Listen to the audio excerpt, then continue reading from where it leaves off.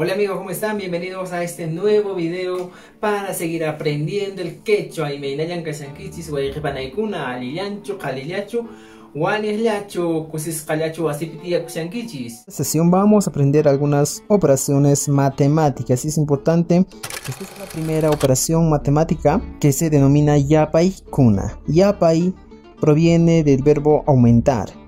Yapaykuna sería sumas en el quechua. Entonces aprendamos esta operación matemática, o sea, aprendamos a sumar.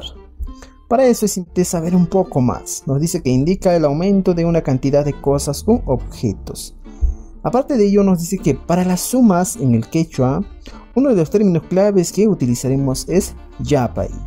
¿Cuál, profesor? Yapay. Vamos a utilizar este término clave. Ahora veamos. Aquí tenemos un pan. Y vamos a decir en el quechua: Huk antama. Huk antama. ¿Qué vamos a utilizar ahora? Vamos a utilizar el término clave, que sería yapay. Tenemos aquí yapay. ¿Y qué vamos a aumentar?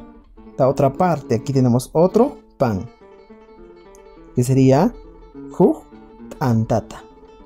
En realidad esto significaría un pan más un pan. Huk antama, yapay, huk antata.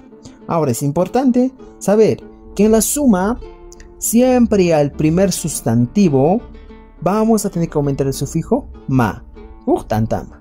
Y al segundo que estamos aumentando tenemos que aumentar el sufijo ta. Esto es lo que nos va a variar de las demás operaciones, los sufijos ma y ta.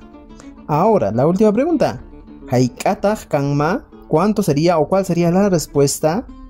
Y para eso ponemos 1 más 1 sería iskay 2. En este caso sería iskay tanta.